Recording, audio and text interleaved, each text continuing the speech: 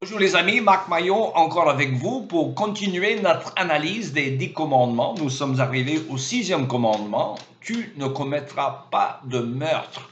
Alors c'est un commandement autour duquel il y a des points de vue différents chez les chrétiens, surtout à l'égard de la peine de mort. Et d'abord, les questions du catéchisme de Westminster, une grande source de sagesse. Qu'exige le 6e commandement?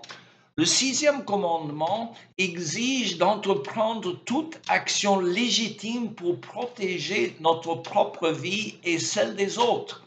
Deuxième question, qu'interdit le 6e commandement? La réponse, le 6e commandement interdit de porter atteinte injustement, de quelque manière que ce soit, à notre propre vie ou à celle de notre prochain. Alors malheureusement, il y a des traductions de la Bible qui traduisent ce 6e commandement par la phrase « tu ne tueras pas », ce qui est moins précis, car ce n'est pas le même verbe en hébreu pour tuer que pour commettre le meurtre. Le verbe du texte hébreu est ratza, qui se réfère à un homicide volontaire, criminel, ou volontaire ou non.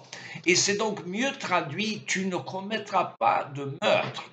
Ce commandement donc n'exclut pas la peine capitale ni la guerre. Nous sommes dans un monde déchu, hélas, il y a des situations qu'il faut tuer. Alors, d'où la controverse sur la peine de mort que d'aucuns refusent catégoriquement. La loi concernant la sanction pour le meurtre se trouve déjà dans le livre de la Genèse. Elle date de l'époque patriarcale ancienne, bien avant le décalogue ou les 10 commandements. Cette loi qui sanctionnait la peine de mort concerne toute l'humanité et non pas seulement le peuple d'Israël. La justification donc pour la peine de mort pour le meurtre est liée à la sainteté de la vie humaine. Et dans ce texte de la Genèse, nous lisons « Dieu fait l'homme pour être son image et c'est pourquoi si quelqu'un répand le sang de l'homme, son sang à lui doit être répandu. » Ça, c'est Genèse 9,6, donc très tôt dans l'histoire. Dans l'Ancien Testament, il y avait plusieurs crimes sanctionnés par la peine de mort que le peuple d'Israël vivant sous la théocratie était censé d'appliquer. Ce serait le sujet d'une autre méditation, si vous voulez. Mais de nos jours, d'aucuns refusent d'appliquer la peine de mort, même pour les meurtriers. Alors, j'habite dans un pays où une minorité des 50 États américains reconnaissent la peine de mort et la majorité considère son abolition comme un progrès, comme en France où la peine de mort fut abolie en 1981. Mais en fait, le refus d'appliquer la peine de mort pour des meurtres rabaisse implicitement la valeur de la vie des victimes. Alors, quelqu'un qui tue votre enfant, qu'allons-nous faire? L'enfermer pendant 10 ans, 20 ans, à vie? Combien vaut la vie de votre enfant? Ou de votre frère, ou de votre sœur, ou de votre mère? Alors, pour la Bible, une vie vaut une vie, rien de plus et rien de moins. Et d'ailleurs, il n'y a pas de provision biblique pour enfermer des gens dans des cages ou dans les prisons.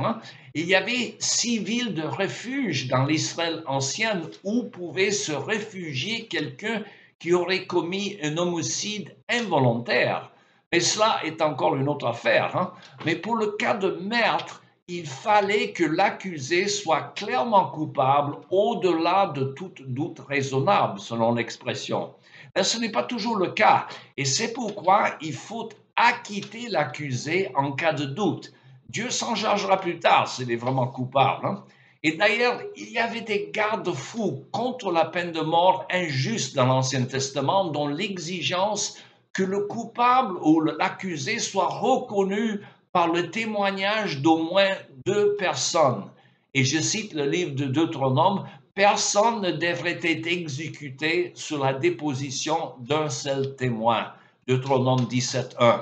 Ce principe est toujours d'actualité. Voilà, mes amis, quelques réflexions pour le 6e commandement. Voilà ce que vous souhaitez, une bonne journée et à la prochaine.